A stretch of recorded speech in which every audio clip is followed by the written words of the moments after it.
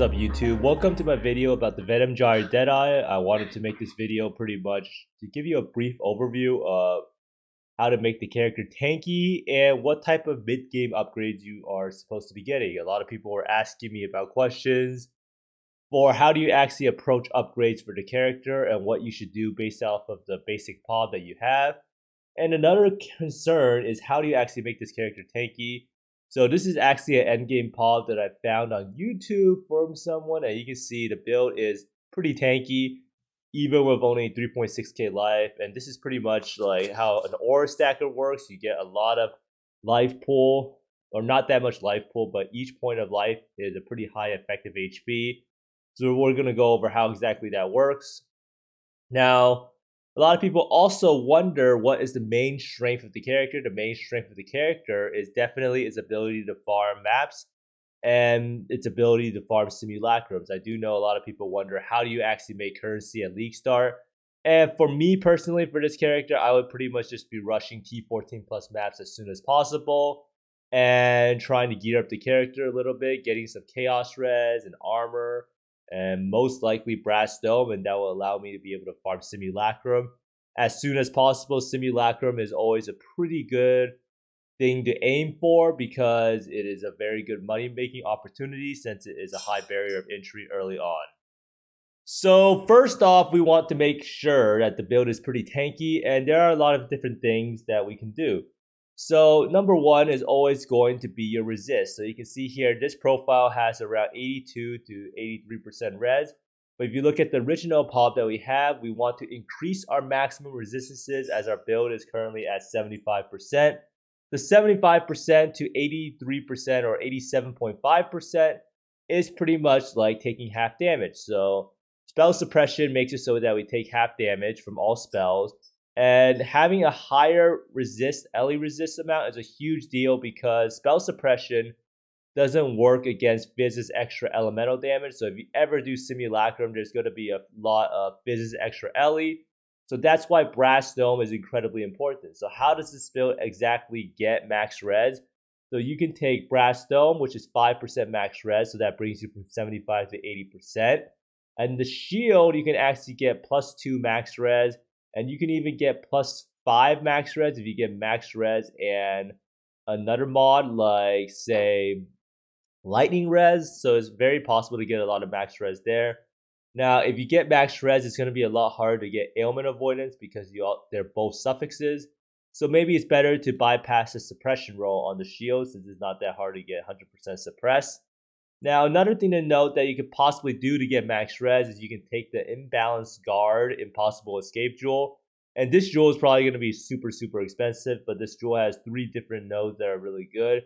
You can hit Prismatic Skin for +2 max res, and you can take Kinetic Impacts, which is actually a 5% chance to deal double damage. And lastly, you also have Soul of Steel. Now, that will give you another 3% max res. You have 3% max res from this Imbalanced Guard. You have 2% max res from the shield, and you have 5% max res from the Brass Dome. And that brings you to around 85% max res. And then you can also get some miscellaneous max res. You can get it on your helmet, or actually you can't get it on your helmet, but you can get it on your glove and boots for Eldritch Implicits. Now, next up, we want to increase our armor to have a higher physical max hit and Molten Shell. Now, armor is pretty much everything in terms of surviving that one fizz hit that Kosis might kill you with. So it is important to be able to run Determination. So you can see here in this pop, getting a Mage Blood sooner or later does help you out a lot. But this pop actually runs Granite and Basalt Flask. So because of the Granite and Basalt Flask, this pop ends up having 60,000 armor.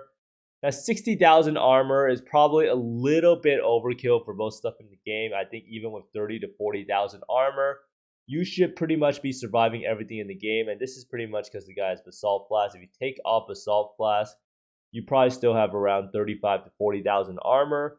And that is pretty much because you have a Brass Dome. And Brass Dome has around 3956 armor. So if you have the Brass Dome and you have the Granite Flask, this should make you incredibly tanky, even without using the Basalt Flask and Mage Blood shenanigans. Now, this is another thing that a lot of people don't understand how softcore builds versus hardcore builds function.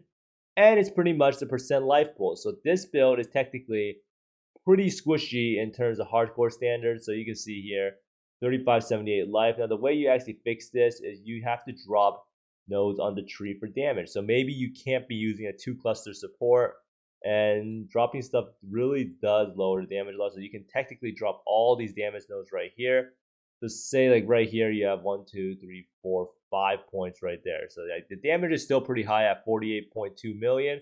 But these nodes pretty much allow you to take 5 more points in HP. And sometimes your tree doesn't have that much HP able to be taken readily. But you can see here, you can also go up here perhaps, and that's also not too bad. So we drop these nodes here, and then that. And then you can see here, it's at 3,900 life, and that actually does increase the max hit a lot because you go from 3,500 to 3,900. And you can also make sure that all your gear has some life. Even right now, the tree is a little bit short on life at 139%. But if you just end up dropping points on the tree for damage that you think, like maybe you can drop another wheel right here, then you can definitely bump the HP up to 4K or 4.5K. And once you do that with Brass Dome, you should be incredibly tanky and you should be living all the time. Now, this next thing is pretty much the same concept. You're pretty much dropping points on your tree, or you're dropping a jewel socket in order to fit in Enduring Composure. Enduring Composure is a huge source, especially if you have a lot of armor already. If you look at here, endurance charges, you take that and look how much the max hit goes up by. Well, not really. I guess it's already at 90% physical damage reduction. But if you do the max hit being higher from the mob, you will see that the endurance charge is a huge source of defenses. Now, this build also doesn't use a Forbidden Flame and Flesh jewel, I'm pretty sure. So if you do want to even increase your max hit even further, another thing you could do is you could take Wind Ward, and once you have 10 Gale Force stacks, then you will be looking at the max hit. So that's pretty much 30% less damage. So this will actually prevent you from getting one-shotted. And that is pretty much a Forbidden Flame and Flesh combo that you could go.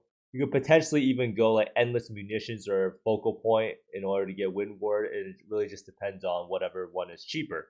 But I do think that Wind Ward is not too expensive. Now, next up, we have another thing you can do to make your character tanky, and that is Secrets of Suffering. If we do run Secrets of Suffering, and this endgame PoE does have it currently, what you can do with the Secrets of Suffering is that if you have lightning damage, you can actually have sap. So you can see here, this sap amount actually makes a huge difference in how much your max hit goes up at effective HP. I think at this point, the max hit is like maxed out pretty much because it has 90% physical damage reduction on the PoE. But as you can see, sap pretty much makes it so that the enemies deal less damage.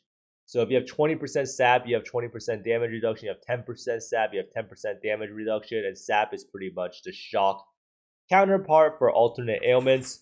So this is another huge thing. So once you start layering these defenses, you have more max res, you have more armor, you have more damage nodes on a tree, you have more life nodes on a tree, you have Enduring Composure with endurance charges, you have sap, and then that's how you get such an insane fizz hit and max hit and effective HP pool. It's because it's all about layered defenses, and once you get more defenses, it will feel really, really good, even if you only have 4 to 4.5k life. There's a reason why aura stackers are so tanky, even at like 4k HP, and they seem nearly immortal. So next up, you might be wondering, what do I have to upgrade my gear? And this is pretty much like a general guideline of what things you should look for. So first off, you should run a 6-link Brass Dome as soon as possible if you actually care about tankiness. I did kind of forget about how overpowered Brass Dome is. Brass Dome is pretty much a one-stop shop to fixing all of your tankiness problems, especially if you want to do Simulacrum and there's a lot of crit nodes that make you die, like crit node, if you're ailment immune. If you're immune to crits and immune to ailments, Simulacrum is going to be super, super easy for you to do. Now, cluster jewels are a very cost-efficient upgrade. Every one of these cluster nodes, like even here, this is 6.8% damage increase. This node is around 5.8%. So you can see here that the cluster jewels are a pretty cost-efficient upgrade. These eye-to-eye repeater projectile clusters are pretty easy to actually end up rolling. And the large clusters are kind of expensive with 3 notables.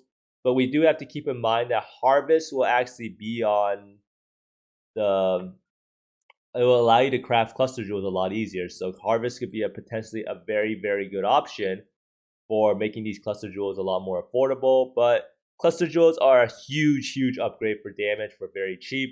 Now another option is getting the interrogation early on, getting the source of Scorch even when you have Omniscience is a huge damage upgrade and survivability upgrade. It lets you get a lot of brittle, and it lets you get you a lot of sap. So that's actually a huge thing in making it so that you can get up to 6 brittle, and this actually helps out a lot in making your character a lot tankier and have a lot more damage. The only downside is you do lose its ability to shatter and freeze, but it's not really that big of a deal. Now, if you're trying to save up for a big item, a big ticket item, I would definitely go for Omniscience. Everyone always remembered what happened to Omniscience last time around. Omniscience is still the best, and wearing Brass Dome also sets you up for using Omniscience well, because Brass Dome makes it so that strength provides no bonus to maximum life, and when you use Omniscience, all of your strength is gone. So that item can probably be like 20 to 30 divines or 40 divines. Who knows how much it's going to be. Now, Omniscience is nerfed a little bit, so maybe it'll be a little bit more affordable. Not really sure. Now, next up, we have another option. Then this is not really on this pod, but Mark of the Elder and Shaper Ring is a huge damage increase, and it gives you a lot of flat added cold damage. So you can see here, it gives you 26 to 32 to 42 to 48 cold damage to attacks. The Tentacle Whip, I think, is also like 600k DPS by itself, and it also gives you 6 to 10% life, and most importantly, gives you 80% attack damage up to, and that is a huge amount. You make sure to put the Abrasive Catalyst on this, and this is actually pretty impossible to beat whenever I tested it out. Another option you could be using is Death's Rush for mapping. The extra 10% physical damage reduction is pretty huge too.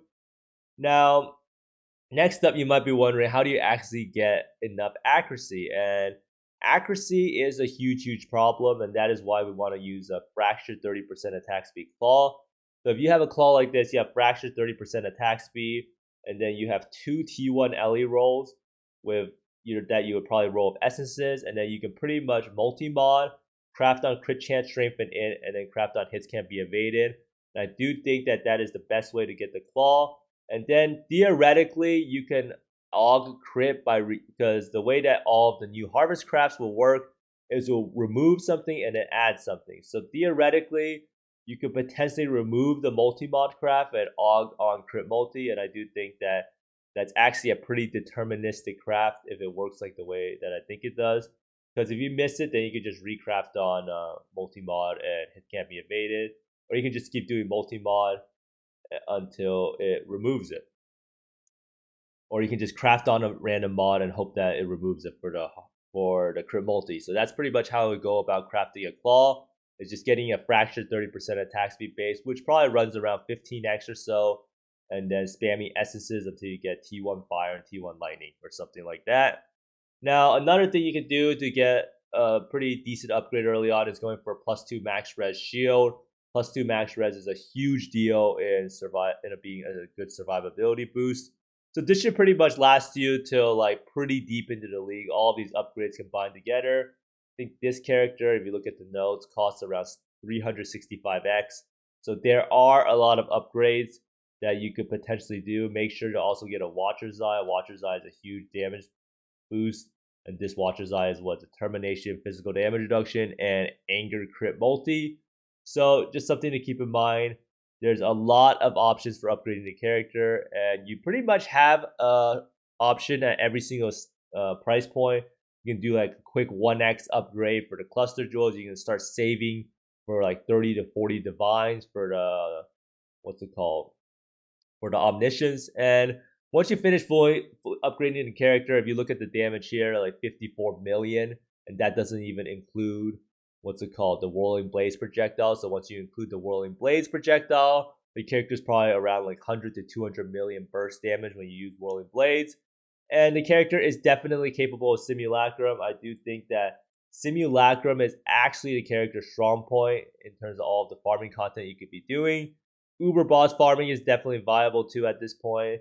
only problem I would foresee with this character is that the life regen rate is pretty bad unless you're constantly attacking, but that's something you can pretty much just solve by running some life flask. And one last note is that it will never be as tanky as Berserker due to the lack of Berserk damage reduction and Fortify. With this PoB, it's hard to get Berserk up all the time. You don't really want to ever be pressing Berserk.